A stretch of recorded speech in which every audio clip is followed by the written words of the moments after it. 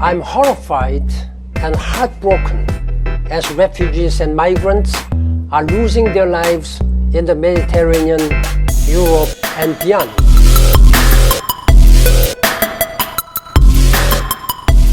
우리나라가 이제 1992년에 가입한 난민협약이라는 게 있는데 그 난민협약에서 난민에 대해서 자세히 규정하고 있어요.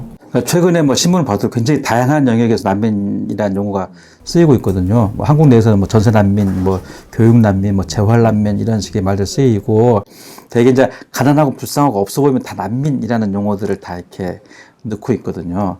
근데 정확히 말하면 본국에 돌아가면 박해를 받을까봐 못 돌아가는 그런 분들이에요.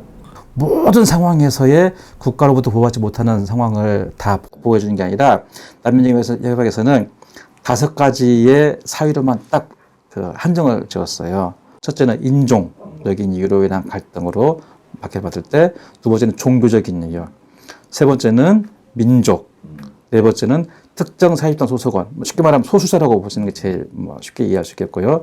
다섯 번째는 정치적인 의견. 자기 나라가 있어도 그 나라가 자기를 보호하기보다는 오히려 박해를 하고 이제 돌아갈 수 없는 분들, 이런 분들을 난민으로 이제 규정을 하고 있거든요.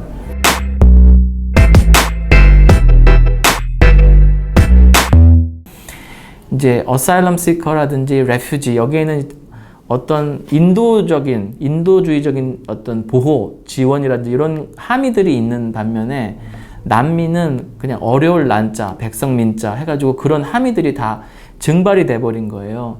그래서 이런 번역의 문제, 이 번역의 문제가 우리가 난민을 대할 때 어떠한 태도로 이제 대해야 되는가, 또 난민 정책을 운영할 때 어떻게 운영을 해야 되는가에도 분명히 영향을 미친다고 보거든요. Actually, I was born in the capital. I lived all my life in the capital. And well, my dream, actually, my father was my role model. And my dream was to be like an international businesswoman. My father was a banker. I have like 6 sisters and 3 brothers. So my mom had 7 daughters and 3 sons. And we are all educated. We all went to university. My mom, she's a doctor. My major is marketing. I studied 5 years in university, but I worked in the American Embassy. I lived with my parents and I had a good salary, monthly wage. I had a good money. Well, good, like normal life, if I can say. So normal life. I didn't have any charges. I didn't have any bills to pay or any rent. And besides, it was my parents' house, a big house, so I lived in, so no problem. I know that many people, they think that Africa is a very poor poor continent, and most of the Africans, most of the refugees, they are poor, non-educated person. But in my case, in my family, among my siblings, we have architects and designer and doctor. My younger sister is a doctor and now she's studying pharmacy.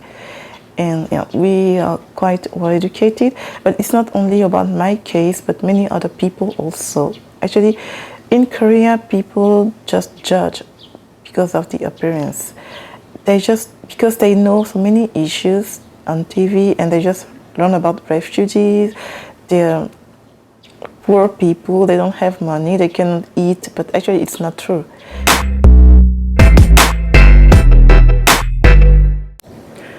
Well, because I had a problem with the government back in my country, and actually I was working and I have been treated by the government and they thought that I was a spy, so I had to flee.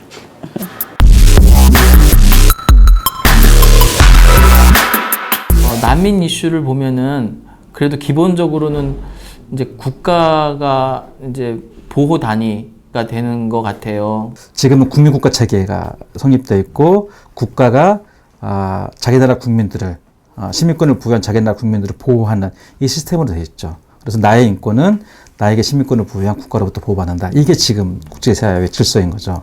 근데 자기 나라 국가가 자기 나라 국민을 보호하지 못할 때가 발생하는 거죠. 그러면 이 사람은 자기 나라도 보호받는 것을 포기하고 결국 다른 나라로 갈 수밖에 없죠. 국제사회에다가 나를 대신 보호해달라 요청을 하는 거죠.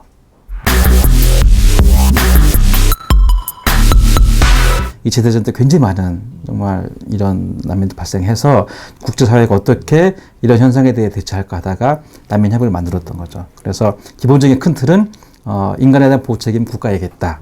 하지만 그 국가가 자기 국민을 보호하지 못할 때는 국제사회가 그 사람들을 대신 보호해 준다.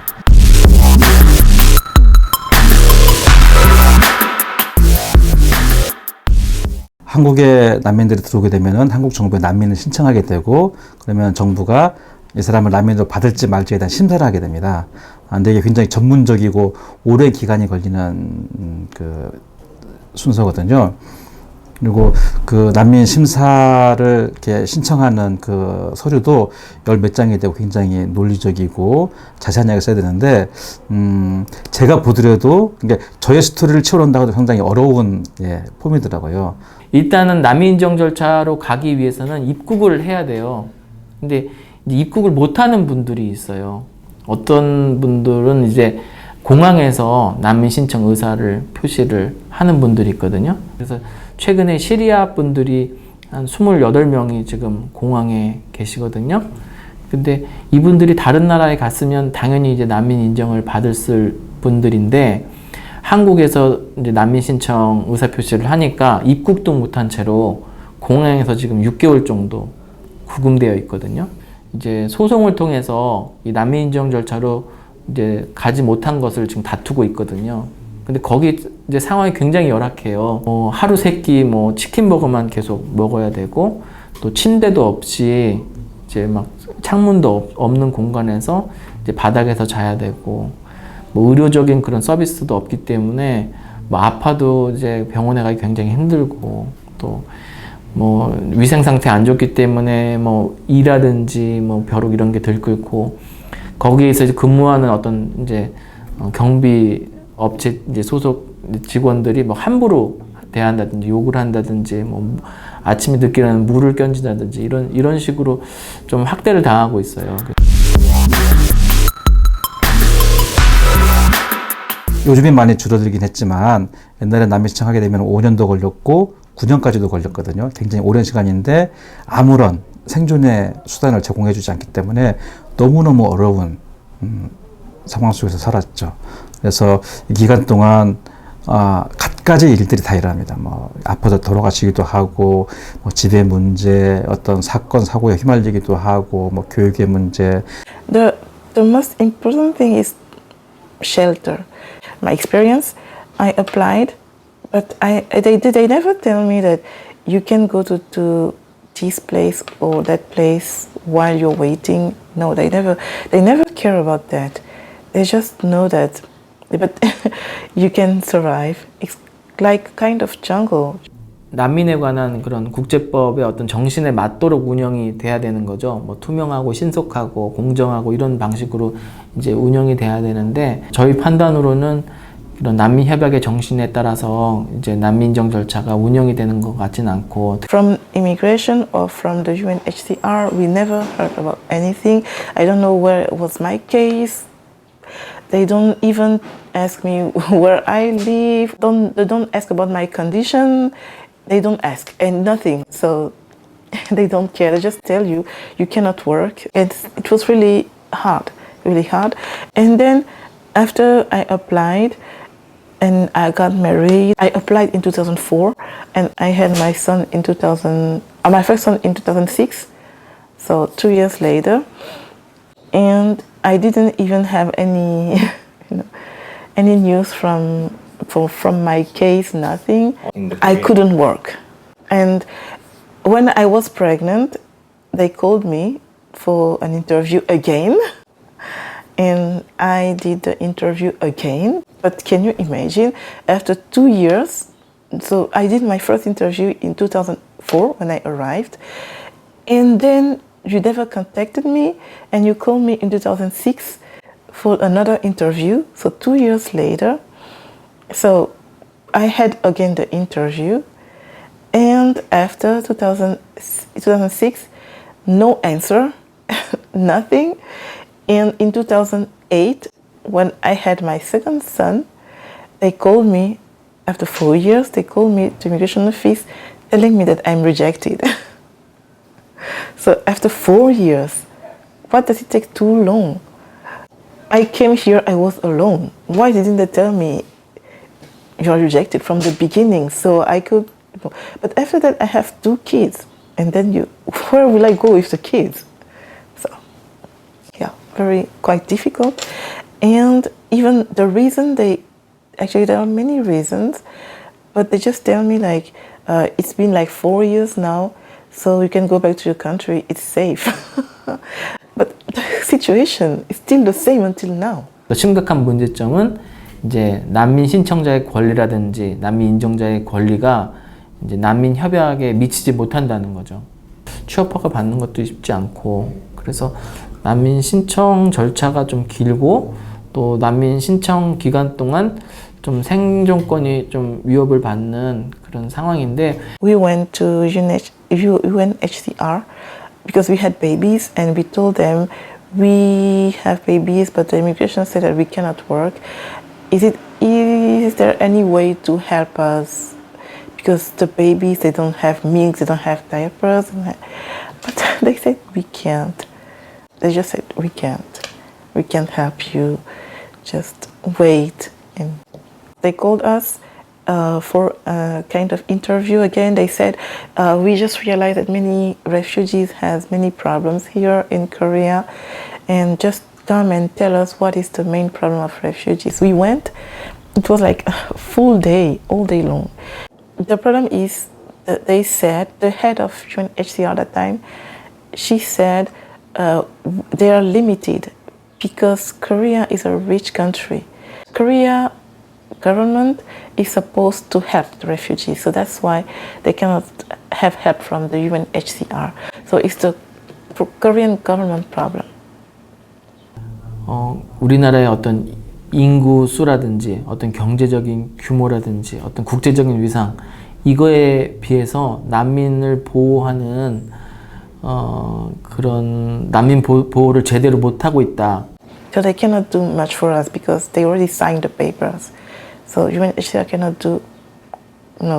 cannot really help like other countries. They cannot provide shelters, they cannot, because Korea, they have to take the responsibility since they already signed the chart. They know the problems, but they can't do anything. Meanwhile, the Korean government doesn't help. So for the refugee seekers, they just try to work illegally because they have to survive. And they have to live somewhere. They have to eat. It was really hard.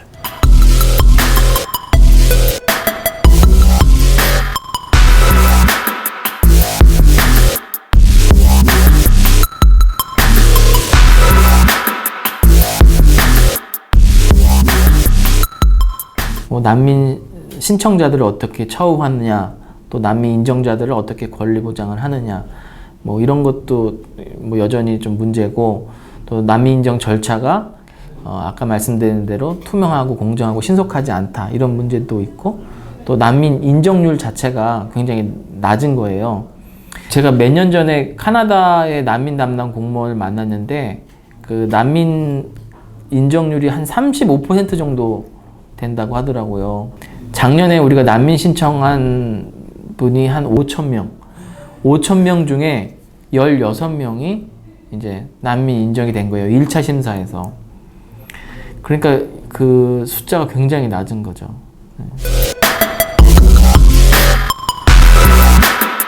난민 인정을 받도록 하는 그런 것도 어렵지만, 결국은 이제 난민분들하고 같이 이제 일을 하다 보면은 이제 저희하고 난민 사이에 이제 유대가 많이 형성이 되고 친구가 된단 말이죠. 근데 오랫동안 같이 일했는데 결국은 이분이 난민으로 보호를 받지 못한다. 그러면은 이게 그냥 내 의뢰인의 문제가 아니라 내 친구의 문제고 내 문제가 되는 거예요. 그러면 이제 굉장히 힘들죠. 그래서 저뿐만 아니라 아마 난민과 관련돼서 일하시는 분들은 일종의 뭐라 그래요? 뭐 병까지는 아니더라도 우울 아니면 조울 이제 증세 같은 게 있는 것 같아요. 아이들이랑 같이 다니다 보면은 그 한국 사람들이 굉장히 아이들을 좀 함부로 대할 때가 많거든요.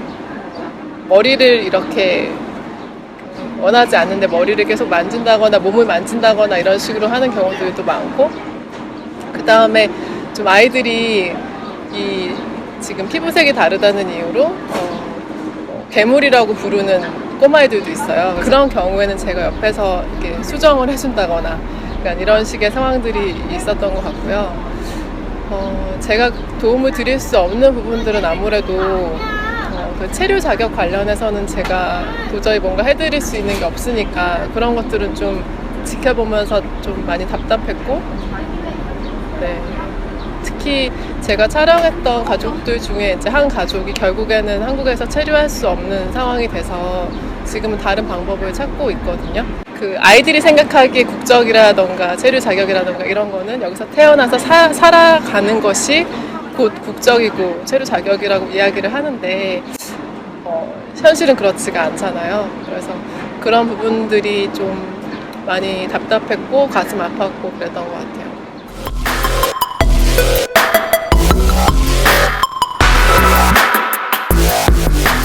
그러니까 저는 이 아이들이 어떻게 성장하는지 그거 자체가 그러니까 제가 살고 있는 이 사회가 어떤 곳인지를 보여준다고 생각을 하거든요. 시민들의 어떤 정서, 시민들의 어떤 인식을 반영할 수밖에 없는 거고, 또 어떤 정책을 운영하는 사람이 내놓는 그런 결정들은 또 어떤 시민의 의식에 또 영향을 미치고 이게 서로 상호 영향을 미치는 것 같거든요. 저희들이 하고 있는 거는 정책 변화도 이제 난민과 관련된 정책 변화도 하지만 어떻게 이제 시민들의 마음을 얻을 것인지 인식 제고를 어떻게 할 것인지 여기도 좀 관심이 많거든요. 난민에 대한 한국 사람들의 태도는 그러니까 진짜 완벽한 타자인 것 같아요. 한 번도 본 적도 없고 그렇기 때문에 좀 낯설기 때문에 두렵고 내 편이 아닌 사람들? 약간 그렇게 느끼는 것 같은데 그리고 거기에 저도 그러면은 제외가 되느냐라고 했을 때는 저도 이 다큐를 찍기 전에는 같은 그쪽 편이었던 것 같고요. 그래서 한국 사람들은 그쵸 같이 보낸 시간이 너무 적지 않나라는 생각을 해요. 네, 뭔가 누군가를 이해하고 관심을 가지고 질문을 던지고 같은 편이 되기 위해서는 함께 시간을 보내야 된다고 생각을 하는데 일단은 이런 사람들과 같이 살아본 경험이 한국 사람들한테는 없는 것 같은 거죠. 제가 일단 그랬고 그래서 한국 사람들이 이분들을 낯설게 대하는 것도 저는 되게 자연스러운 일이라고 생각하는데 이거를 계속할 것인가에 대해서는 질문을 해봐야 되는 것 같아요. 나는 분명히 우리가 인권만 할 때는 나의 뭘 포기할 것인지, 나의 뭘 나눌 것인지, 나의 불편함을 어떻게 감수할 것인지 이 얘기에 대한 같은 이게 계산이 분명히 나와야 되는 거고 어렵기 때문에 함께 가야 되는 거예요. 그래서 동지가 필요한 거고, 그래서 연대가 필요한 거고, 그리고 뼈저린, 그러니까 나의 안전을 조금은 유보시키고 양보할 만큼 나의 이익을 양보할 만큼 나눌 만큼의 그 사람 문제에 대한 공감이 없는 이상은 일 못해요. Being a refugee is not kind of title. It's just something that happened. I can be a refugee today, but tomorrow I can be another person. You know, there is something funny about my first son. While watching the news, actually it was last year, there was a big issue between North and South Korea. And he just asked me, he said, Mom, if something happened between North and South Korea, what will South Koreans do? They will stay here or they will go to other countries? And I told him they will go to another country. And then he said, so how can we call them? I said, and he said, they will be refugees like us? I said, yes, they will be refugees. They will be called refugees because they are, fleeing the country because of the war. But and then it made me think about something. Here in Korea, there are so many people like doctors, lawyers. But if something happened, I don't wish, but if something happened and they go to another country, they will be refugees. Despite their title here, despite the money they had here, when they go to another country, they will not have the same house. They will not have the same cars they had. No, but they will be refugees. So it's just something that happened. It doesn't mean that people have to look down on you because you don't live in your country for a reason or another. And it's really sad to hear that. This is a human tragedy that requires a determined collective political response. It is a crisis of solidarity, not a crisis of numbers. Let us do all we can to provide people in the most desperate circumstances with a measure of safety and a sense of hope.